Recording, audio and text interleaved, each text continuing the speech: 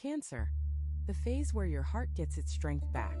If you are a Cancer who has been feeling emotionally drained, quietly overwhelmed, and secretly wondering when your heart will finally stop aching from everything it has carried, this is the message that changes things for you. Something is shifting right now in the energy around your sign, and it is not a small shift. It is the kind of deep, powerful movement that rewires how you feel about yourself, about love, about trust, and about what you are still willing to believe in. You might not see it yet. You might still be waking up with that heavy feeling in your chest, that weight that comes from giving so much and receiving so little in return. You might still be replaying old conversations, wondering where things went wrong. But here is what I need you to understand before we go any further. Your heart is not broken. It is not weak. Your heart has been in a long season of healing, and that season is reaching its turning point right now. The strength you have been searching for outside of yourself has been quietly building inside of you this entire time. And the tips I am about to share with you will show you exactly how to access that strength, protect it, and use it to build a life that finally feels like it belongs to you. Stay with me through every single one, because the last one might be the one that changes everything. Tip 1. Your emotional depth is not your weakness. It is the very thing that makes you powerful. For most of your life, you have been told that you feel too much. People have looked at you and said you are too sensitive. They have told you to toughen up, to stop taking things so personally, to just let things go. And maybe you have tried. Maybe you have spent years trying to shrink the size of your emotions, trying to pack them into smaller boxes, trying to pretend that things do not bother you when they absolutely do. But here is what nobody ever told you, and what I need you to hear clearly right now. Your emotional depth is not a flaw. It never was. The very thing that the world has been telling you to get rid of is actually the source of your greatest power. Think about it for a moment. Who is the person that everyone calls when they are falling apart? You. Who is the person that can walk into a room and immediately sense when something is wrong? You. Who is the person that remembers the little things, the birthdays, the conversations, the promises that other people forgot they even made? You. That is not weakness. That is a rare and extraordinary gift. The problem has never been that you feel too much. The problem is that you have been surrounded by people who feel too little, and they made you believe that your depth was the issue.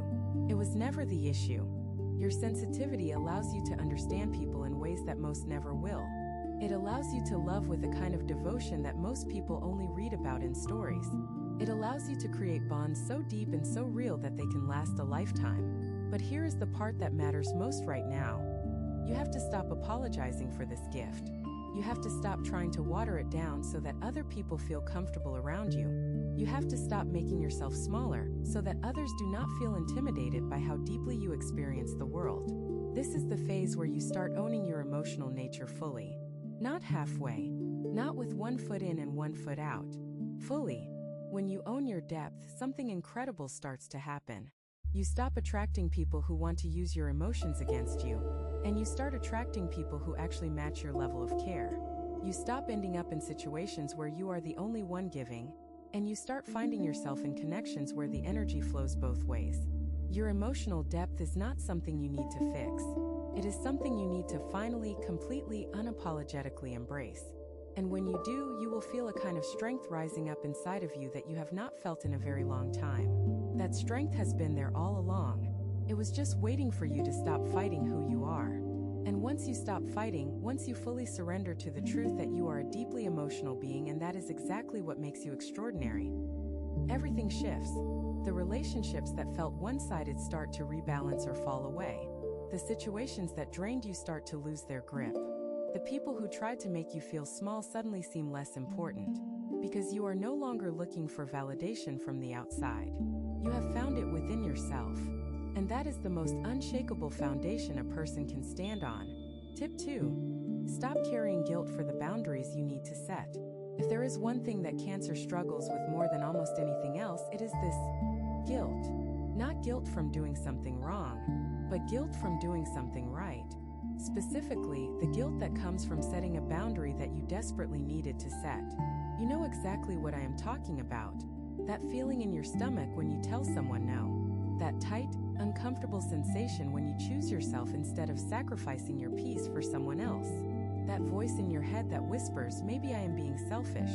Maybe I should just let it go. Maybe I am making too big a deal out of this. Let me tell you something that might take a moment to sink in, but I need you to sit with it. That guilt is not yours. It was placed on you. It was trained into you. Somewhere along the way, you learned that your value as a person was tied to how much you could give, how much you could tolerate, how much discomfort you could absorb without complaining. And every time you set a boundary, it felt like you were breaking some unspoken rule about who you were supposed to be. But boundaries are not walls. They are not rejection. They are not abandonment. Boundaries are the way you teach the world how to love you properly. Think about what happens when you do not have boundaries. People take more than they give. They call you at all hours with their problems but disappear when you need them. They expect you to be endlessly available, endlessly patient, endlessly forgiving, even when they have done nothing to earn that kind of grace. And you give it anyway because the guilt of saying no feels worse than the exhaustion of always saying yes. But that math does not add up. It never has. When you say yes to everyone else at the expense of yourself, you are not being generous. You are being depleted. There is a difference between generosity and self-abandonment, and for too long you have confused the two. This is the phase where that confusion ends. This is the time where you start saying no without writing a 5-page explanation for why. This is the season where you stop answering every call, every text, every demand on your energy just because someone expects you to. You do not owe anyone access to your peace. You do not owe anyone an explanation for protecting your heart. And the people who get angry when you set a boundary are usually the ones who were benefiting the most from you not having one. Let them be angry. Let them be confused. Let them adjust. Because when you start setting boundaries without guilt, you are going to notice something remarkable. The right people will respect them. The right people will not make you feel bad for having limits. The right people will look at your boundaries and say, I understand and I am still here. Those are your people. And you cannot find them until you stop letting the wrong ones drain you dry. Remember this the next time guilt tries to creep in after you say no. That guilt is a habit, not a truth. It is the echo of an old story that told you your worth was measured by how much you could endure. But you are writing a new story now. One where your peace is not negotiable. One where your energy is precious and you get to choose where it goes. And in this new story, saying no is not something you apologize for. It is something you celebrate. Because every no you say to what drains you is a yes to what sustains you. If what you're hearing feels accurate, imagine what could happen if you applied this energy intentionally for 21 consecutive days. That's exactly what the 21-day program in the pinned comment is built for. Daily guidance, focused direction, and real momentum. If you're tired of staying in the same cycle, this is your structure. Tip 3. The people who left were not your loss. They were your lesson. This one might sting a little, but you need to hear it because it is going to free you from something you have been carrying for far too long. You have been mourning people who chose to leave. You have been replaying moments, wondering what you could have done differently, wondering if you had just been a little more patient, a little more understanding, a little more forgiving. Maybe they would have stayed. And that wondering has been eating you alive. It has been keeping you stuck in a version of the past that does not exist anymore and never will again. But here is the truth that your heart already knows, even if your mind has not caught up yet. The people who left were never meant to stay forever. Not because you did something wrong, not because you were not enough, but because their chapter in your story had ended. Some people come into your life to teach you something. They teach you what love should not look like. They teach you where your limits are. They teach you that just because you care deeply about someone does not mean that person is capable of caring deeply about you. And once that lesson is learned, their role is complete. But cancer holds on. You hold on with every fiber of your being because letting go feels like failure to you. It feels like you are admitting that the love was not real, that the connection did not matter, that all those late nights and deep conversations and vulnerable moments meant nothing. But that is not what letting go means. Letting go means you are honoring what was real, while also accepting that it has run its course. It means you are choosing your future over your past. It means you are deciding that the pain of staying stuck is worse than the pain of moving forward. And here is what I want you to really think about. Every person who walked away from you made room for something better. Every door that closed pushed you closer to the one that was supposed to open. Every ending was secretly a beginning that you could not see yet, because your eyes were still fixed on what you had lost. Stop looking backward. The people you need are not behind you. They are ahead of you. And they are waiting for you to arrive as the version of yourself that has finally stopped carrying the weight of people who chose to set it down. You deserve connections that do not require you to beg, to chase, to prove your worth over and over again. And those connections are coming, but they cannot reach you if your arms are still full of what you refuse to release. Think of it this way: your hands can only hold so much. And right now they are full of old letters, old memories, old promises that someone else already forgot they made. You are gripping those things so tightly that your fingers ache. And meanwhile, something beautiful is trying to land in your life, but there is no room for it. There is no space, because you are still holding what should have been set down a long time ago. Open your hands. Let the old fall away. It does not mean it was not important. It simply means its time has passed. And what is coming next deserves a Cancer with open hands and an open heart, ready to receive what was always meant for you. Tip 4. Your intuition has been trying to tell you something, and it is time to listen. Cancer, you have one of the strongest intuitive senses of any sign. You feel things before they happen. You sense shifts in people before they show them. You know when something is off long before anyone else in the room notices. And yet, you ignore it. Over and over again, you ignore it. Someone gives you a bad feeling and you talk yourself out of it. A situation does not feel right, and you push through anyway because you do not want to seem difficult or paranoid or dramatic. Your gut tells you to walk away, and you stay because you do not trust yourself enough to believe what your own body is telling you. This has cost you. It has cost you relationships that drained you for years before you finally admitted what you knew from the start. It has cost you opportunities that you passed on because someone else's opinion was louder than your own knowing. It has cost you peace because every time you override your intuition, a small part of you remembers, and it whispers, "I told you so." But this is the phase where that pattern breaks. This is the time when you start treating your intuition not as a suggestion, but as a guide. When something feels wrong, it probably is.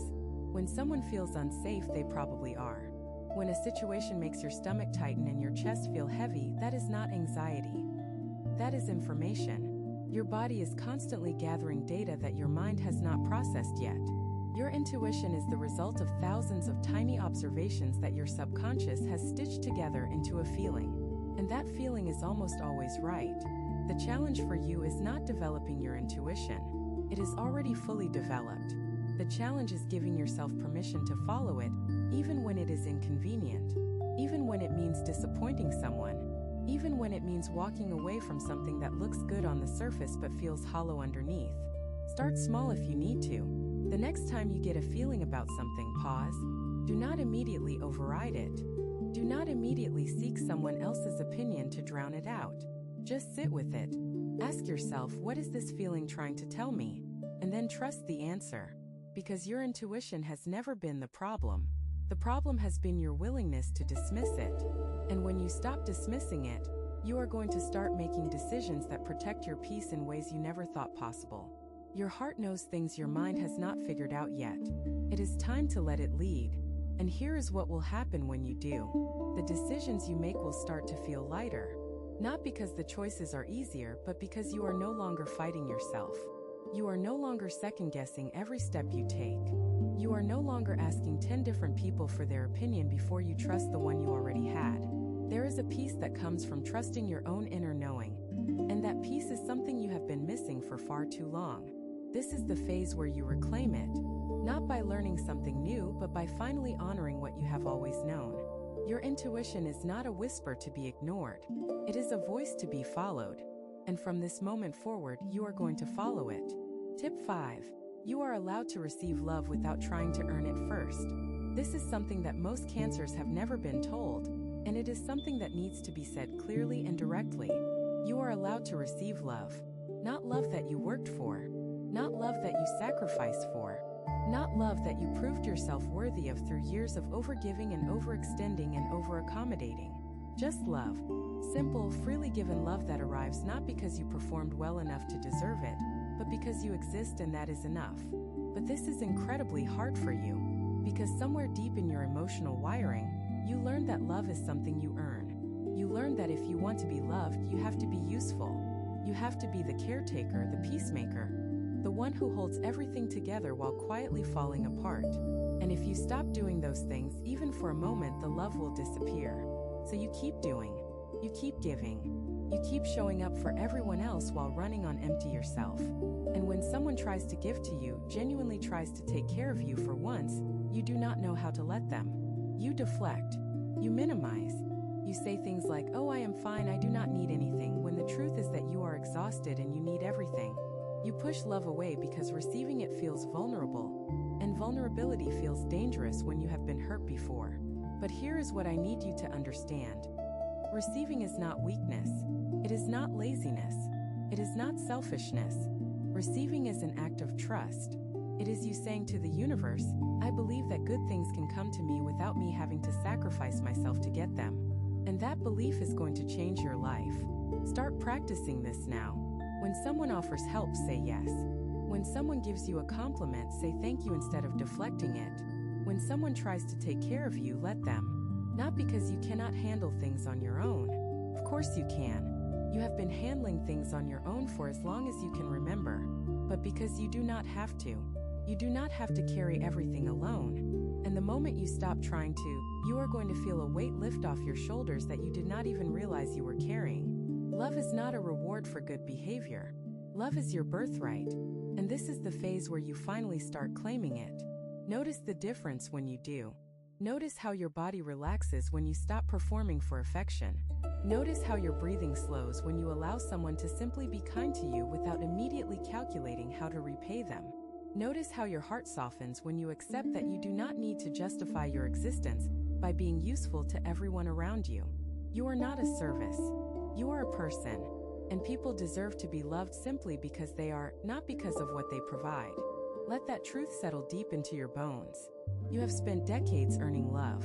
Now it is time to simply allow it in. And the moment you do, you will wonder why you ever thought you had to work so hard for something that was always meant to come freely. Tip 6. Stop rehearsing conversations that may never happen. Cancer, we need to talk about something that is stealing your peace without you even realizing it. The conversations in your head. You know the ones I mean. The arguments you have at 3 in the morning with people who are not even in the room. The speeches you prepare for confrontations that never arrive. The scripts you write in your mind where you finally say everything you have been holding back, every word perfectly chosen, every point perfectly made. You rehearse these conversations over and over. You imagine what they will say, and then you imagine what you will say back. You plan your tone, your facial expressions, your exit line. And by the time morning comes, you are exhausted. Not from something that happened, but from something that existed entirely in your imagination. This is one of the most draining habits a Cancer can have. And it is draining because it feels so productive. Feels like you are preparing. Feels like you are protecting yourself. But you are not.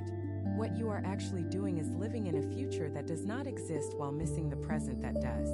You are spending your emotional energy on a conversation that may never take place while neglecting the real moments, the real connections, the real opportunities that are right in front of you. And here is what makes this even more damaging.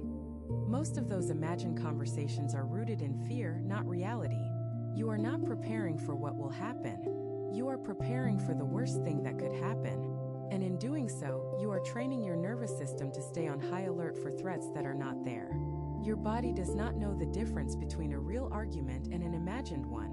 When you rehearse that confrontation in your head, your heart rate increases, your muscles tense, your stress hormones rise.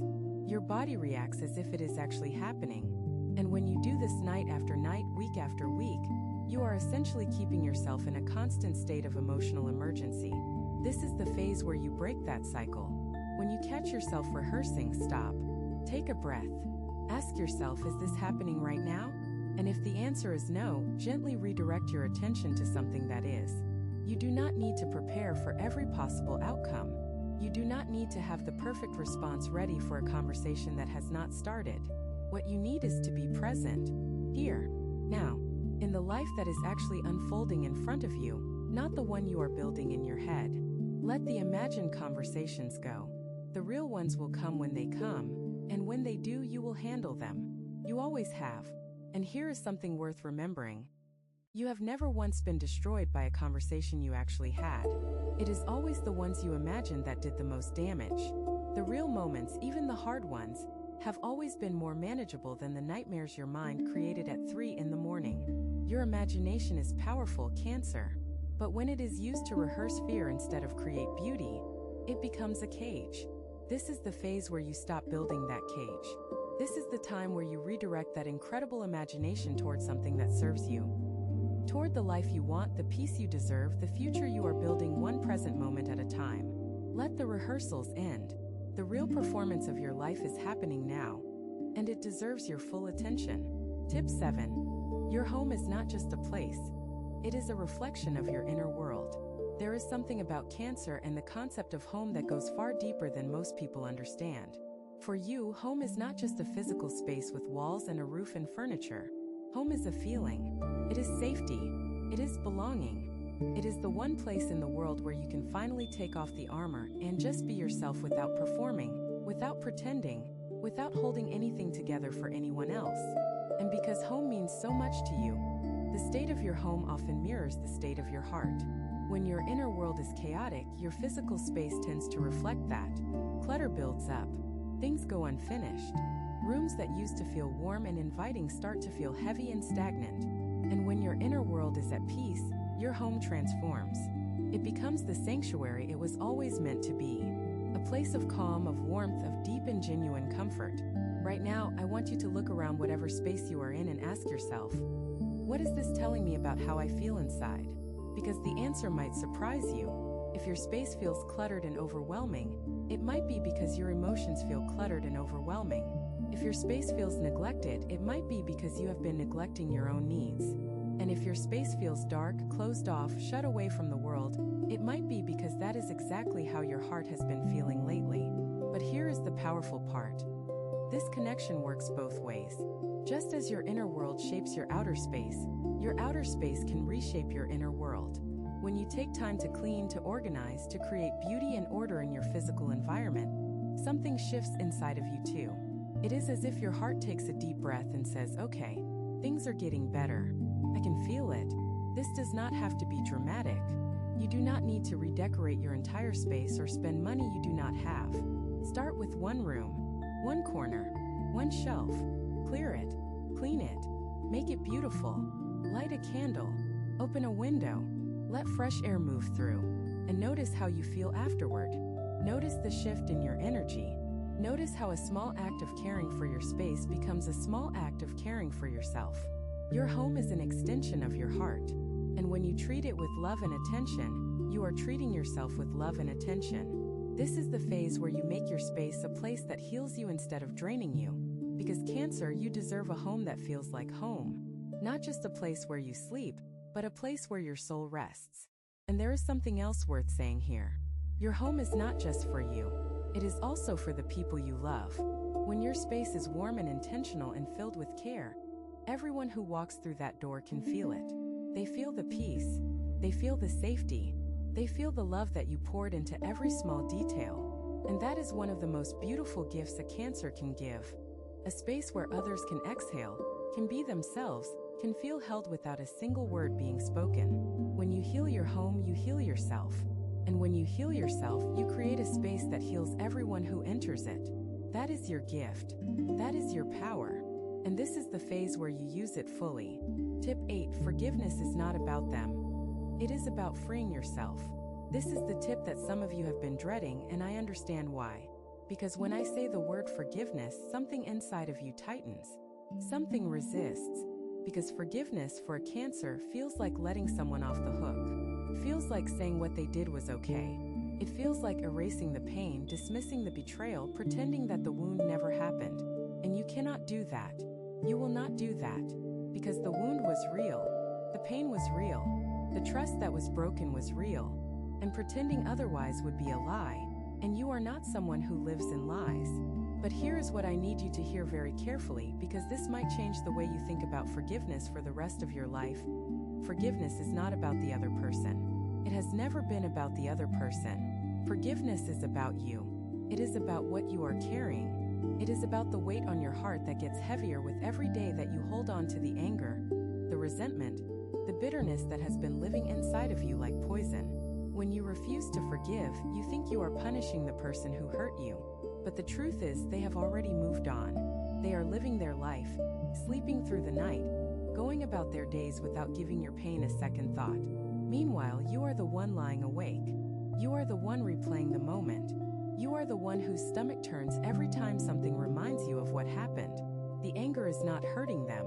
It is hurting you. And it has been hurting you for far longer than you want to admit. Forgiveness does not mean you have to talk to that person again. It does not mean you have to let them back into your life. It does not mean you have to pretend the hurt never happened. It simply means you are choosing to put the weight down. You are choosing to stop carrying something that was never yours to carry in the first place. Because here is the truth that most people never understand. The person who hurt you handed you a burden the day they caused that pain. And every day since then, you have been the one choosing to hold it. Not them. You. Forgiveness is the moment you decide to set that burden down and walk away lighter. And when you do, when you truly do, you are going to feel something you have not felt in a long time. You are going to feel free. Not free from the memory. The memory will always be there, but free from its grip. Free from its power over your mood, your sleep, your ability to trust, your willingness to love again. This is the phase where you choose freedom over bitterness. And it is one of the most courageous things you will ever do. Do not mistake this for something easy. Forgiveness is not a light switch you flip once and walk away from. It is a practice. Some days you will feel free. Other days, the old anger will try to creep back in, whispering that you let them off too easily, that they did not deserve your grace. When that happens, do not panic. Do not think you have failed. Simply choose again.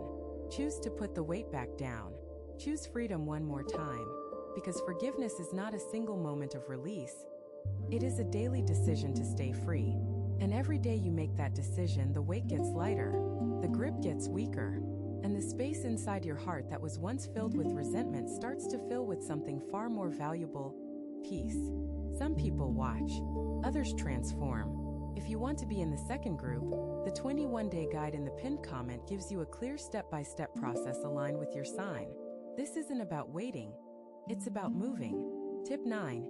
Your need for emotional safety is valid. Stop letting anyone make you feel otherwise. There is something that Cancer needs more than almost anything else in relationships, in friendships, in family, in every form of human connection. And that something is emotional safety. You need to feel safe.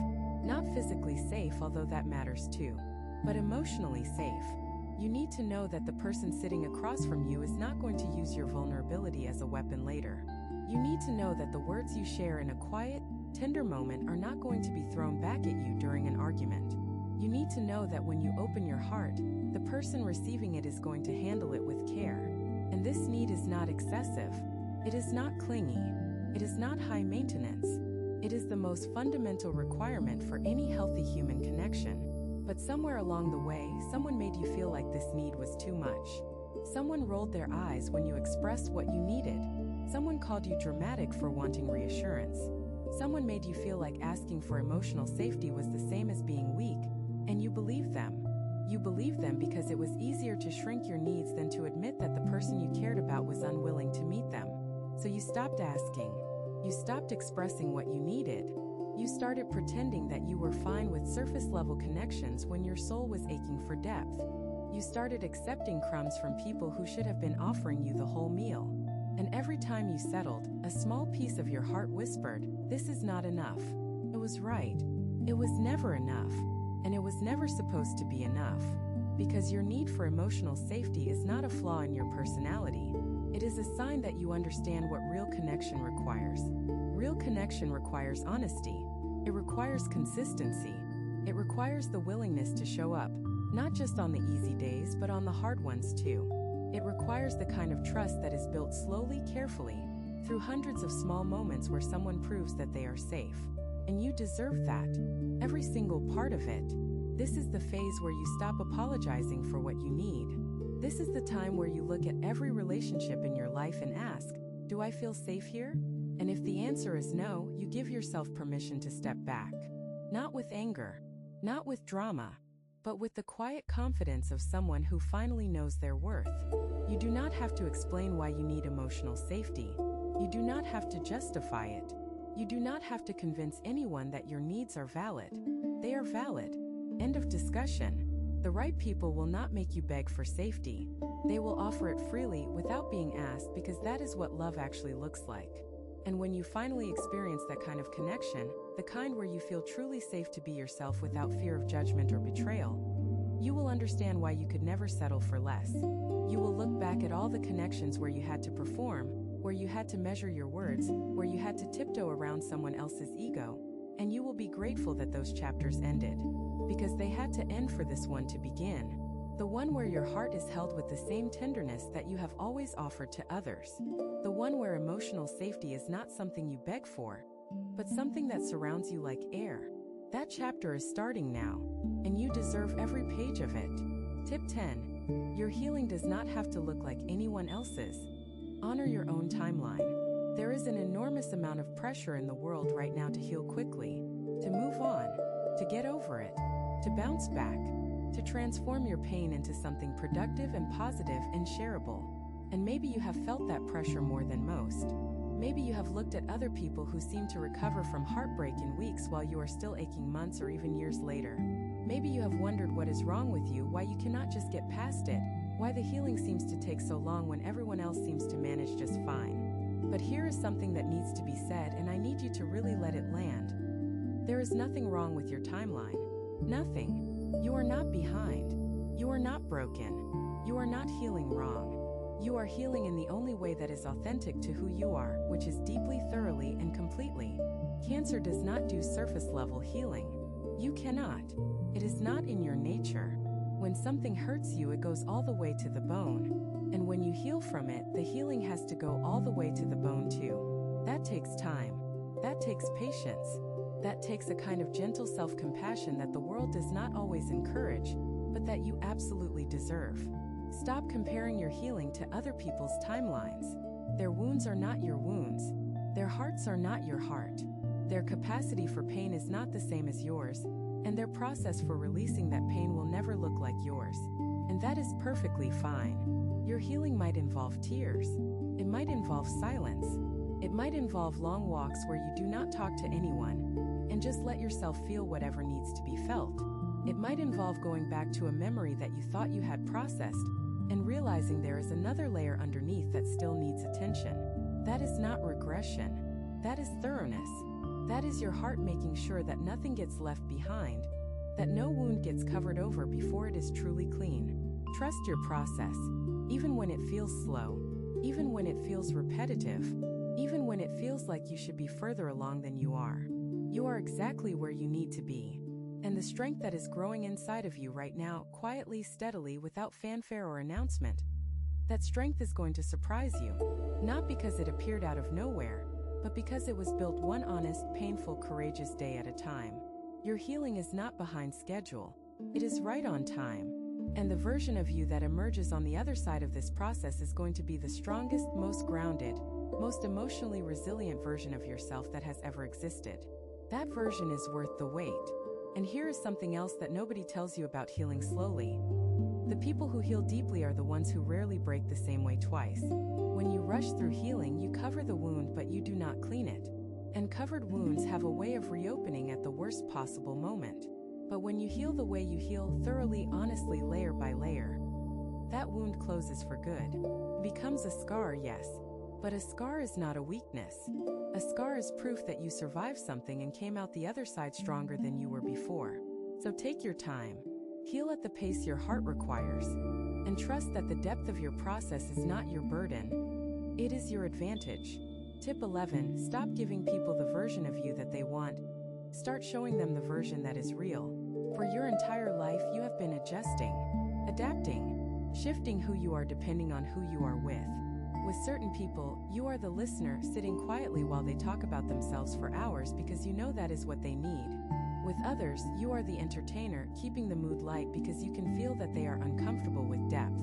With others still, you are the fixer, solving problems that are not yours to solve because it gives you a sense of purpose and makes you feel needed. And with almost everyone, you are holding back some part of yourself because you are afraid that the real you, the full, unfiltered, deeply emotional, fiercely loving, sometimes messy version of you, might be too much for them. So you edit yourself. You present the version of you that you think people want to see. The calm version. The easy version. The version that does not ask for too much, does not need too much, does not feel too much. And it works in a way. People like that version. They are comfortable with it. They know what to expect from it. But here is the cost. They do not actually know you. They know a performance. They know a character you have been playing so well, and for so long that sometimes even you forget it is not the real you. And the loneliness that comes from being surrounded by people who only love a version of you that is not complete. That loneliness is one of the deepest kinds there is, because you cannot fix it by finding more people. You can only fix it by showing the people already in your life who you really are. And yes, that is terrifying, because what if they do not like the real you? What if the unedited version is too much? What if being fully yourself means losing people you care about? It might. That is the honest truth. Some people will not be able to handle the real you, and they will step back. But the ones who stay, those are the ones who matter. Those are the ones who are capable of loving you in the way you have always needed to be loved. Not the performance, not the character. You. This is the phase where the mask comes off. Not all at once if that feels too overwhelming, but gradually, intentionally, one honest moment at a time. Show people your real opinions even when they differ from the group. Express your real feelings even when they are complicated. Let people see your mess, your doubts, your fears, your wild and beautiful depth. And watch what happens. Watch how the connections that survive this honesty become deeper and more nourishing than anything you have ever experienced. Because that is what real love looks like. It is not loving a performance. It is loving a person. All of them. And you deserve to be loved as all of you. Not the polished version. Not the curated version.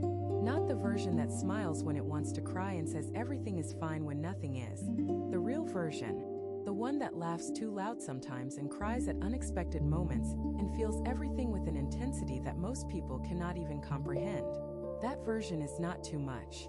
That version is magnificent. And the sooner you start letting people see it, the sooner you will find the kind of deep, lasting, soul-level connections that you have been craving your entire life. They exist. They are real. And they are waiting for the real you to show up. Tip 12. The strength your heart is building right now will carry you further than you can imagine. Everything we have talked about today has been building toward this. Every tip, every truth, every moment of discomfort and recognition and quiet knowing has been leading you here. To this understanding, your heart is not getting weaker, it is getting stronger.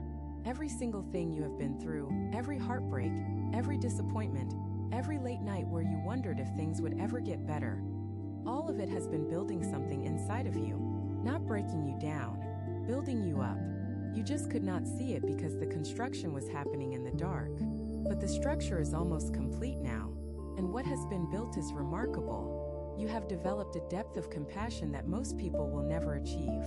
You have cultivated a capacity for love that is so vast and so genuine that it can change the lives of everyone it touches.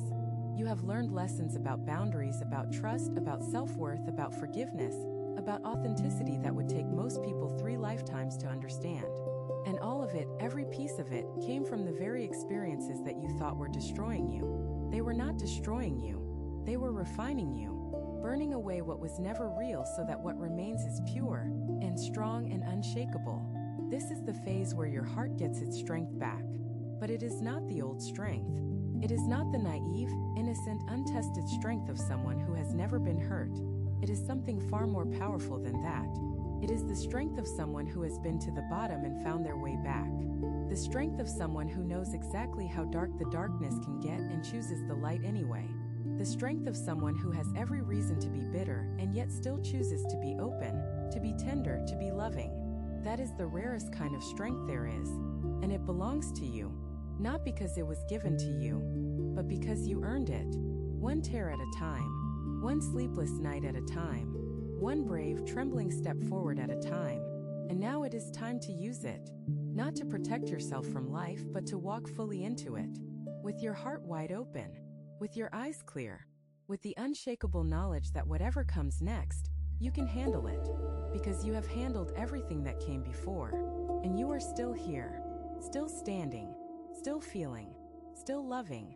Still hoping. And that, dear Cancer, is the most powerful thing in the world. Do not underestimate what you have built through all of this. Do not dismiss the quiet victories, The mornings you got up when you did not want to, the conversations you had when you would rather have hidden, the forgiveness you offered when bitterness would have been easier. Every single one of those moments added a brick to the foundation you are standing on right now. And that foundation is solid. It is not going to crack under pressure. It is not going to crumble the next time life gets hard. Because it was not built on luck or circumstance. It was built on something far more enduring. It was built on the decision to keep going when everything inside of you wanted to stop. That is the kind of strength that lasts. That is the kind of strength that changes generations. And it lives inside of you right now, waiting to be used. So here is what I want you to carry with you from everything you have heard today. Your emotions are your superpower, not your weakness. Your boundaries are your right, not your selfishness. The people who left made room for the people who will stay. Your intuition is your most reliable guide. You are allowed to receive love without earning it first. The conversations in your head are stealing your peace. Your home reflects your heart, and you can heal both. Forgiveness is your freedom, not your surrender. Your need for emotional safety is valid and non-negotiable. Your healing timeline is perfect exactly as it is. The real you is the only version worth sharing. And the strength building inside of you right now is going to carry you further than you have ever gone before. This is not just another phase. This is the phase. The one you will look back on years from now and say, that is when everything changed. That is when I stopped shrinking and started growing. That is when I stopped surviving and started living. That is when my heart got its strength back. And it did. It already has. You just needed someone to remind you. So let this be your reminder. You are not too much. You are not too sensitive. You are not too emotional. You are exactly what this world needs. A heart that has been through the fire and still believes in the warmth. Go forward from here with that belief burning brightly inside of you. Do not let anyone dim it. Do not let fear shrink it. Do not let the past steal it. It is yours. It has always been yours.